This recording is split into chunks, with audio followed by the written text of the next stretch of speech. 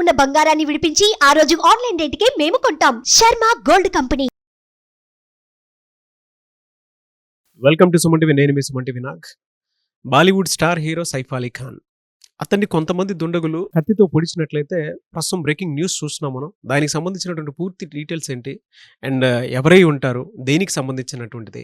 ఎందుకంటే దేవరా సినిమా తర్వాత చాలామంది సినిమా ఇండస్ట్రీ నుంచి దేవరా 2 ఎప్పుడు వస్తుంది, బ్లాక్ బాస్టర్ హిట్ కదా, సైఫ్ అలీ ఖాన్ రోల్ ఏ విధంగా ఉండబోతుంది అనుకునేటువంటి దాంట్లో కొంత చర్చనీయాంశంగా మారినటువంటి అంశాలు కూడా చూసాం మనం. అంటే సైఫ్ అలీ ఖాన్ గారికి ఇక్కడ తెలుగులో కూడా అంత ఆదరణ దొరికింది అని చెప్పడంలో ఏమాత్రం సందేహం లేదు.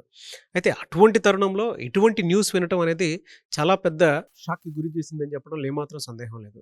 అయితే ఏం జరిగింది, వాటికి సంబంధించినటువంటి పూర్తి డీటెయిల్స్ ఏంటి అనేది ఈరోజు మనతో పాటు హైకోర్టు అడ్వకేట్ అలగరి రవీంద్రనాథ్ గారు ఉన్నారు. వారి మాటలో నేను తెలుసుకుందాం. Hello sir. హాయ్ అండి నాగరాజ్ గారు. బాలీవుడ్ స్టార్ సైఫ్ అలీ ఖాన్ గారు వాళ్ళ కొంతమంది దుండగులు వచ్చి కత్తితో పొడిచారని చెప్పేసి ఎమర్జెన్సీలో ఉన్నారు అని చెప్పేసి తెలుస్తోంది మనకి. దీనికి సంబంధించినటువంటి పూర్తి వివరాలు ఏంటి సార్? ఆదిపురుష్ సినిమాలో రావణుడి పాత్రగా, దేవర సినిమాలో జూనియర్ ఎన్టీఆర్ యొక్క ఫ్రెండ్ భైరా పాత్రలో మనకు బాగా పరిచయం వ్యక్తి అంటే సైఫ్ అలీ ఖాన్. చాలామందికి తెలుగులో ఇప్పుడిప్పుడే 2 సినిమాలుగా పరిచయం ఉన్నప్పటికీ కూడా అతను 1990s నుంచి కూడా ఒక గొప్ప నటుడు, పద్మశ్రీ అవార్డు గ్రహీత కూడా. 2010లో ఆయనకి పద్మశ్రీ అవార్డు కూడా రావడం జరిగింది. అటువంటి సైఫ్ అలీ ఖాన్ ఈరోజు మార్నింగ్ 2:30 సమయంలో బాంద్రాలో, ముంబైలోని బాంద్రాలోని వెస్ట్ బాంద్రాలో ఆయన ఉన్న నివాసం ఫార్చ్యూన్ హైట్స్లో ఆయన మీద ఒక దుండగుడు అటాక్ చేశాడని, 11th ఫ్లోర్లో ఉన్న ఆయన హౌస్ మీద ఈయన నిద్రిస్తున్న సమయంలో అంటే పడుకున్న సమయంలో కొంతమంది దుండగులు వచ్చారా, ఒకడు వచ్చాడని పోలీస్ ఇన్వెస్టిగేషన్ తేలవలసింది. అయితే ఆ వ్యక్తి అంటే చిల్డ్రన్స్ రూమ్లో పడుకున్నటువంటి సైఫ్ అలీ ఖాన్ మీద దుండగుడు అటాక్ చేస్తే ఆ దుండగుడితో పాటు సైఫ్ అలీ ఖాన్ ఇద్దరు కూడా ఒక కాసేపు అక్కడ ఒక కోట్లాట జరిగింది. ఆ కోట్లాటలో భాగంగా అతను షార్ప్గా ఉన్నటువంటి ఒక కత్తిని తీసుకుని సైఫ్ అలీ ఖాన్ని పొడిచినట్టుగా ఇమీడియట్గా ఆయనకి ఇంజూరీ అయింది. ఇంజూరీ అవడంతో ఇమీడియట్గా లీలావతి హాస్పిటల్ తీసుకెళ్ళి అని అడ్మిట్ చేయడం కూడా జరిగింది మార్నింగ్ 3:30 ఆ సమయంలో. సో మనకి ఇక్కడ పోలీసులు అందించిన ఇన్ఫర్మేషన్ ప్రకారం మనకు తెలిసిన ఇన్ఫర్మేషన్ ఏంటంటే మార్నింగ్ అరౌండ్ 2:33 ఆ మధ్య ప్రాంతంలో ఒక బగ్లర్ అంటే ఒక దొంగతనం చేయడానికి వచ్చే ఒక వ్యక్తి ఇంటిలోకి వచ్చాడని చెప్పి అతను అటాక్ చేశాడని మనకి పోలీసులు తెలుపుతున్నటువంటి వివరాలు. దీని మీద పోలీసులు కూడా 7 టీమ్స్ వాళ్ళు ఆల్రెడీ ఇప్పుడు చేయడం జరిగింది. 7 టీమ్స్ పూర్తిగా ఇంటరాగేషన్ చేస్తున్నారు. ఇంట్లో పనిచేస్తున్నటువంటి వర్కర్స్ మీద, అదేవిధంగా ఎవరెవరైతే ఇంటికి వచ్చారో ఏం చేస్తున్నారు అన్ని విషయాల మీద కూడా పోలీసులు తీవ్రంగా ఇంటరాగేషన్ 7 టీమ్స్గా డివైడ్ చేస్తున్నారు. అయితే ఇప్పుడు మనకు పోలీసులతో పాటు అక్కడ హాస్పిటల్ యాజమాన్యం ఏదైతే మనకి లీలావతి హాస్పిటల్ ఉంటే అక్కడ నీరజ్ ఉత్మాని అని చెప్పి అతను ఇచ్చిన ఇన్ఫర్మేషన్ ప్రకారం ఏంటంటే సైఫ్ అలీ ఖాన్ గారి బాడీ మీద పూర్తిగా తీవ్రంగా 2 గాయాలు చాలా తీవ్రంగా ఉన్నాయి. ఇక మిగిలిన 4 చోట్ల మామూలు స్వల్ప గాయాలు ఉన్నప్పటికీ కూడా తీవ్రమైన గాయాలు, ఈవెన్ దో స్పైన్ కార్డు కూడా టచ్ చేసినట్టుగా గాయాలు ఉన్నాయని చెప్పి ఇప్పుడు మనకు అందిన తాజా న్యూస్ ఏంటంటే ఆయన బాడీ నుంచి 2 to 3 పీసెస్ ఉన్నట్టు ఒక షార్ప్ ఒక ఎడ్జ్ కూడా ఆయన ఇప్పుడు జస్ట్ సర్జరీ అయింది. ఆ సర్జరీ అవ్వగానే ఇమీడియట్గా ఆయన బాడీ నుంచి కూడా ఆ పార్ట్ని కూడా రిమూవ్ చేశారు. ఆ 2 to 3 ఇంచెస్ ఉన్నట్టు షార్ప్ ఎడ్జ్, బహుశా అదే ఏదైతే షార్ప్ కత్తి అనుకుంటాం, ఆ కత్తి యొక్క మొదల భాగం అనుకుంటాం, అది కూడా శరీరంలో ఉండిపోయింది. అంటే ఎంత షార్ప్గా గుచ్చుంటాడో బహుశా మనకు అర్థం ఉంటుంది. అయితే ఇమీడియట్గా ఆ షార్ప్ పార్ట్ని తీశారు. దీంతో పాటు సర్జరీస్ కూడా అయినాయి. At the same time cosmetic surgeries కూడా అవుతున్నాయి. అయితే ప్రాణాపాయం అయితే తప్పింది. ఇప్పుడు మనకు అది ఇన్ఫర్మేషన్ ఏంటంటే పోలీస్ అంటే హెల్త్ బులెటిన్ రిలీజ్ చేశారు అక్కడ లీలావతి హాస్పిటల్లో. ఆ డాక్టర్స్ చెప్పిన ఇన్ఫర్మేషన్ ప్రకారం ఆయనకి ప్రాణాపాయ స్థితి నుంచి అయితే బయటపడ్డారు. బట్ స్టిల్ ఆయన మాత్రం సిచ్యువేషన్లో బాగాలేదు. అయితే ఇక్కడ సైఫ్ అలీ ఖాన్ గారి తాలూకా కొంత విషయం నేను మీకు వివరించే ప్రయత్నం చేస్తాను. ప్రధానంగా సైఫ్ అలీ ఖాన్ గారు చాలామంది తెలియని విషయం ఏంటంటే ఆయన ఒక రాజకుటుంబీకుడు, ఒక నవాబ్ వంశస్థుడు. ఆయన ఒక ప్యాలెస్ ఉంది, ఆయనకు సుమారుగా ఒక 11,000 కోట్ల ఆస్తిపరుడు సైఫ్ అలీ ఖాన్. చాలామందికి తెలియని విషయం చెప్తున్నాను. అంటే ఆయన పుట్టుకతోటే గోల్డెన్ స్పూన్, ఒక నవాబ్ వంశంలో ఒక రిచ్ పర్సన్ ఆయన పుట్టాడు. రిచ్ పర్సన్గా పుట్టి కూడా ఈ యొక్క రంగంలోకి రావడం జరిగింది, సినిమా రంగంలోకి. వాళ్ళ ఫాదర్ కూడా మన్సూర్ అలీ ఖాన్ పటోడ్ అని చెప్పి ఆయన కూడా ఒక క్రికెట్ ప్లేయర్. ఒకప్పుడు ఇండియన్ క్రికెట్కి ఆయన కూడా ఒక క్రికెట్ ప్లేయర్గా పనిచేస్తాడు. వాళ్ళకి హర్యానాలో పెద్ద ప్యాలెస్ కూడా ఉంది, పటోడీ ప్యాలెస్ అని చెప్పి సుమారుగా ఒక 100 ఎకరాల విస్తీర్ణంలో ఒక ప్యాలెస్ కూడా ఉంది. ఇప్పుడు మనం ఎలాగైతే మైసూర్ ప్యాలెస్ ఎలా చెప్తామో హర్యానాలో కూడా పటోడీ ప్యాలెస్ అంటే అంత పెద్ద ఫేమస్. ఆ ప్యాలెస్కి ఈయన వారసుడు యాక్చువల్గా. So richest person Saif Ali Khan గారు. కొన్ని వేల కోట్ల ఆస్తి కూడా ఆయనకి స్వతహాగా ఆయన సంపాదించడం కాకుండా ఆయన పూర్వీకుల ఆస్తి కొన్ని 100 కోట్ల 1000 కోట్ల ఆస్తి ఉంది ఆయనకి. దీని మీద సంబంధించి సైఫ్ అలీ ఖాన్ గారికి. అయితే సైఫ్ అలీ ఖాన్ గారు యొక్క భార్య ఎవరంటే కరీనా కపూర్ గారు. చాలా మంది తెలియని విషయం, కరీనా కపూర్ గారు. ఈ సంఘటన జరిగిన సమయంలో కరీనా కపూర్ గారు కూడా అదే ఇంట్లో ఉన్నారు. తన ఇద్దరు పిల్లలు, ఒకరు తైమూర్ అలీ ఖాన్ అని, మరి ఇంకొకడు జహాంగీర్ అని చెప్పి ఇద్దరు కూడా ఆ ఇంట్లో ఉన్నట్టుగా తెలిసింది.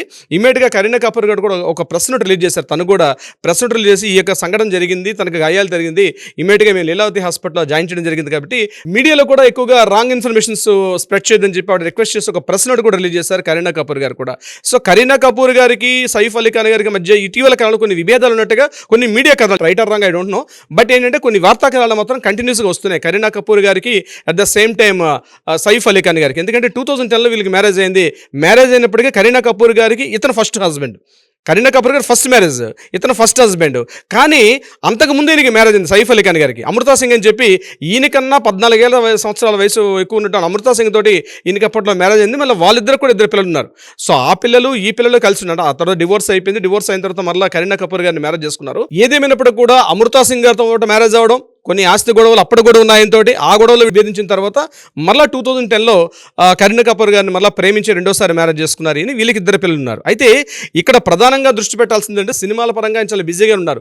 ఇటీవల మనకు వచ్చిన దేవర సినిమాలో కూడా సెకండ్ పార్ట్ కూడా ఆయన ప్రిపేర్ అవుతున్నారు. మీరు ఇంతగా చెప్పినట్టు ప్రోలో చెప్పినట్టుగా స్క్రిప్ట్ వర్క్ మీద కూడా కొంటున్నారు. సో ఇటువంటి సందర్భంలో ఇది కాకుండా మరొక 2 మూవీస్ ఉన్నాయి. ఇది కాకుండా నెట్ఫ్లిక్స్లో ఒక వెబ్ సిరీస్ కూడా ఈయన మీద రెడీగా ఉంది. సో ఈయన బిజీ షెడ్యూల్ ఉన్నప్పుడు కూడా కొంత ఆస్తి తగాదాలు ఉండొచ్చు అనే కోణంలో కూడా కొంతమంది పోలీసులు ఇంట్రాగేషన్ చేస్తున్నారు. ప్రధానంగా ఇంకోటి అంటే ఎవరైనా దొంగ అంటే అన్ఐడెంటిఫైడ్ పర్సన్, అపరిచితుడైన ఒక వ్యక్తి ఇంటిలోకి ధైర్యంగా వచ్చి ఇంటిలోకి ప్రవేశించి 11th ఫ్లోర్లో ఈయన ఉన్నటువంటి హౌస్ మీదకి రావడం అన్నది అంటే కింద సెక్యూరిటీ గార్డ్స్ ఉంటారు, సీసీ కెమెరాస్ ఉంటాయి.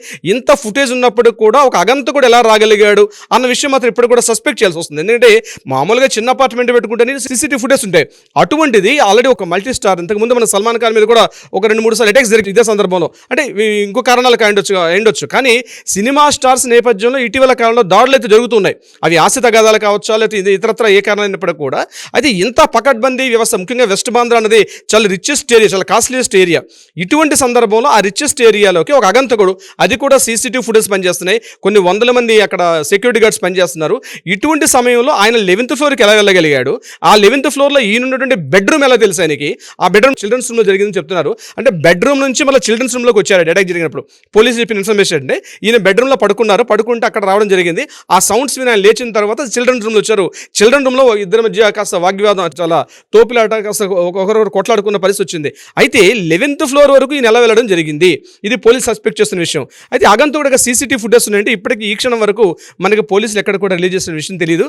బట్ ఏదేమైనప్పుడు కూడా బయట అనుకున్నట్టుగా ఇది ఎవరు అగంతకుడు, తెలియని వ్యక్తులు చేసిన పని అయితే అయిన అవకాశం కూడా లేదు. ఎందుకంటే ఇంత పకడ్బందీగా వచ్చి ఒక పర్సన్ 11th ఫ్లోర్లో ఆయన హౌస్కి అటాక్ చేయడం అనేది ఏదో ప్రీ ప్లాన్ అయి ఉండొచ్చు. పోలీసులు కూడా 7 టీమ్స్ అంటే బహుశా ఈరోజు ఈవినింగ్ వరకు ఒక పక్క ఇన్ఫర్మేషన్ రిలీజ్ చేసే అవకాశం అయితే ఉంటుంది. ఏదేమైనప్పుడు కూడా ఎంటైర్ ముంబై అంతా కూడా ఎక్కడైతే రిచెస్ట్ సినిమా వాళ్ళు, రాజకీయ నాయకులు, పెద్ద పెద్ద ప్రముఖులు ఉన్నటువంటి వ్యాపార భయంకర బిజినెస్ మ్యాగ్నెట్స్ వీళ్ళందరూ ఉన్నటువంటి ఆ బాంద్రా ఏరియాలో ఇటువంటి సంఘటన జరగడం మాత్రం కొంత డిస్టర్బెన్స్ కుదిరింది. ఇంకా సంక్రాంతి జరిగింది, అక్కడ కూడా మహారాష్ట్రలో కూడా కొన్ని సంక్రాంతి వేడుకలు చేసుకుంటారు. ఇటువంటి సందర్భంలో ఇంకా సంక్రాంతి వేడుక నుంచి ఇంకా బయటకు కూడా రాలేదు. ఇటువంటి సందర్భంలో ఎర్లీ అవర్స్ ఇటువంటి సంఘటన జరగడం. అయితే ఒకటి ఏంటంటే మనకి అందిన ఇన్ఫర్మేషన్ హెల్త్ బులెటిన్లో ఇప్పుడు రిలీజ్ చేసిన ప్రకారం సైఫ్ అలీ ఖాన్ గారు కొంత హెల్త్ నుంచి రికవర్ అయ్యారని చెప్తున్నారు. కానీ ఇటువంటి సంఘటన మాత్రం ఎంటైర్ ముంబై వాతావరణానికి ఒక్కసారి ఉలిక్కిపాటు గురి చేసిందనడంలో ఎటువంటి సందేహం లేదు. ముఖ్యంగా సినిమా యాక్టర్స్ చాలా భయపడుతున్నారు. ఈ సంఘటన ముంబై లాంటి పెద్ద మన భారతదేశంలో ఒక పెద్ద వాణిజ్య నగరం, ఇటువంటి నగరంలో ఇటువంటి సంఘటన జరగడం మాత్రం కొంత మాత్రం డిస్టర్బెన్స్ అయితే క్రియేట్ అయింది. అయితే ఏం జరుగుతుందండి, ఏం జరిగి ఉండొచ్చు, నిజంగా అగంత కూడా, లేకపోతే ఆస్తి సంబంధించిన గొడవలా, లేకపోతే ఏమైనా సినిమాటిక్ రైవల్స్ ఉన్నారా, ఇంకా ఇతరత్ర కారణాలు ఏమున్నాయన్నది బహుశా మనం సస్పెక్ట్ చేయాల్సింది. మరికొద్ది సేపట్లో మనకి ఇన్ఫర్మేషన్ తెలుస్తుంది. అందుకని మనం కూడా అందజేసే ప్రయత్నం చేద్దాం. నాగరాజ్ గారు, డెఫినెట్గా అండి, ఎందుకంటే సైఫ్ అలీ ఖాన్ గారి గురించి కనుక మనం సెర్చ్ చేసి కనుక చూసినా చాలా విషయాలు తెలుస్తాయి మనకి. చూద్దాం దీనికి సంబంధించినటువంటి పూర్తి అప్డేట్ ఏ విధంగా ఉంటుంది అనేది మరి కొద్దిసేపట్లో తెలుస్తుంది. కాబట్టి anyways thank you so much Ravindranath garu. Thank you so much Nagaraj గారు.